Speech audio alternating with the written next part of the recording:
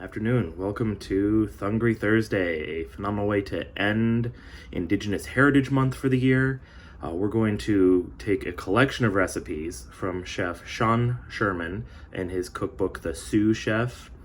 It's a phenomenal collection of Indigenous foods, modernized. Sean Sherman is on the list of Time's Most 100 Influential People this year. He's a James Beard Award winner, a Julia Child Award winner.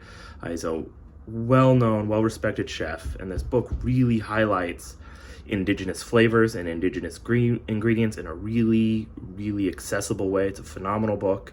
If any of these pique your interest, I really encourage you to check it out. It's a great recipe book. It's got some great stories in it. It's really, really fascinating read, and the food is amazing. So there's going to be a collection of recipes that we use from this to kind of highlight Indigenous culture and their foods. It's going to be similar to the last video when we're looking at just voiceover and images, because if I recorded the whole thing, it would be a couple hours. I did do this over a few days to make it a little bit more achievable and to not overfeed my family in a single meal.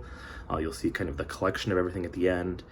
And feel free to check out the Yammer page, where you will find all of the recipes for all of the aspects of this meal. I hope you enjoy. So the recipe we're making today, the overall one, is Indigenous tacos, which is a really versatile recipe that can use a bunch of different native ingredients, can fit a bunch of different tastes, and is pretty common across many Indigenous cultures. In this creation, we're going to be making a few different things in order to kind of hit everybody's flavor palette, and I'll go over those as we come up. So for the main ingredients, we're going to be making some cedar braised beans, maple grilled acorn squash, and we're going to throw together some ground bison, except if you look real closely, I'm doing ground beef because I messed up my online order. We'll also have some toppings we can add here, and I'll talk about those momentarily. Now, for all of these recipes, there's a variety of kind of unique or different ingredients we might use, so I wanted to highlight those separately. First, you saw the juniper berries, which I had to grind, and then the acorn squash isn't unusual, but we also have wild onions if you can find them, or Mexican grilling onions, or a close relative, which may be easier to find.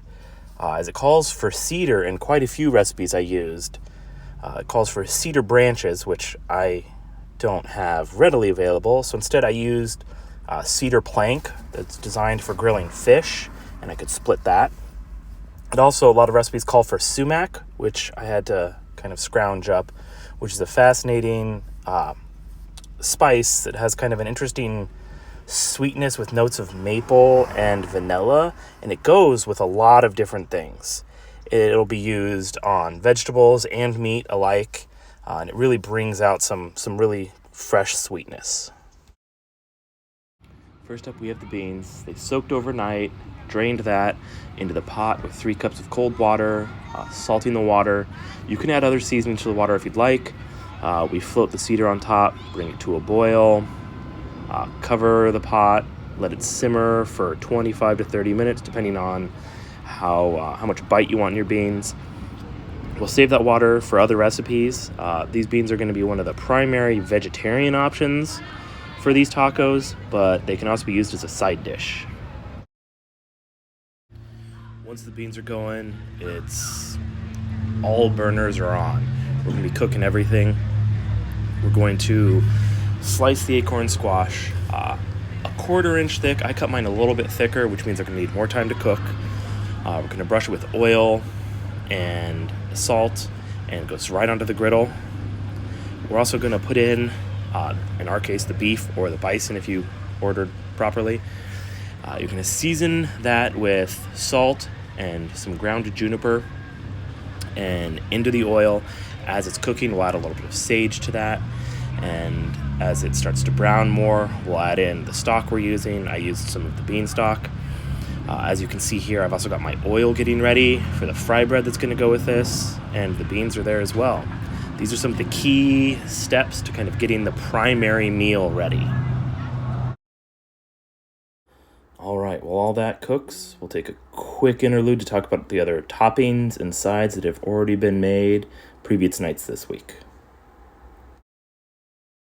First up, we have some homemade corn nuts. We use 2 different types of dried corn here.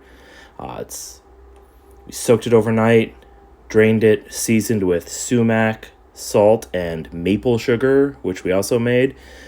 Tossed in that, roasted in the oven for about 30 minutes.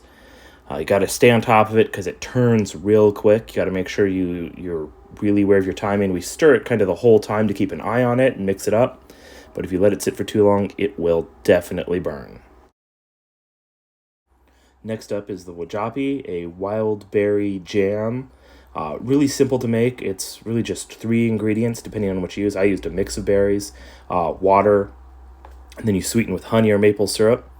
It takes some time because you want to do it low and slow, and it really, really imbues it with some good fresh bitterness from the fruit that still has that sweet tang to it. It's a great topping for these tacos. It's also really good just on toast because we made way too much.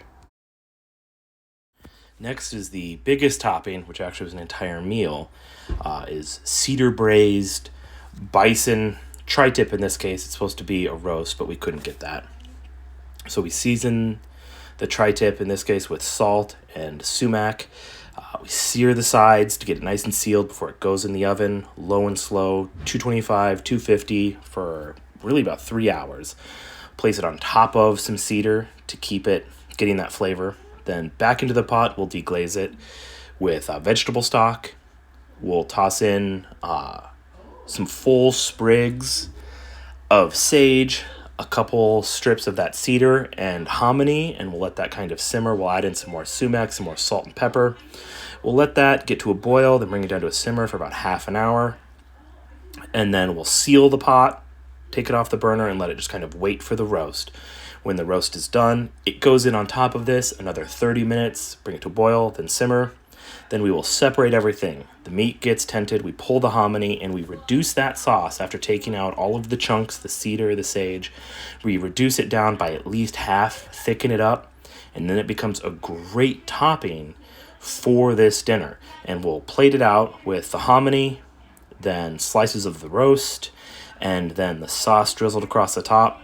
It brings it all together. It's phenomenal, really tasty, and the leftovers are perfect for these tacos.